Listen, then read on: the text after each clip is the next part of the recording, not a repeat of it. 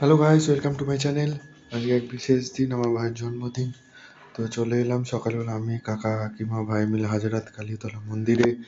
এক বিশ্ববিখ্যাত মন্দির হাওড়া, হাজারটা হাত কালীমা কালীমায়ের মন্দির। এখান থেকে তারপর বাড়ি এসে ভাইকে এতগুলো আশীর্বাদ করা হলো। ভাই যেহেতু নিরামিষ খায়, ঠাম্মি আশীর্বাদ করলো, তারপরে মা আশীর্বাদ করলো, তারপরে আশীর্বাদ করার পর তারপর সন্ধ্যের দিকে কেক এলো, এক বড় অঙ্কিত লেখা।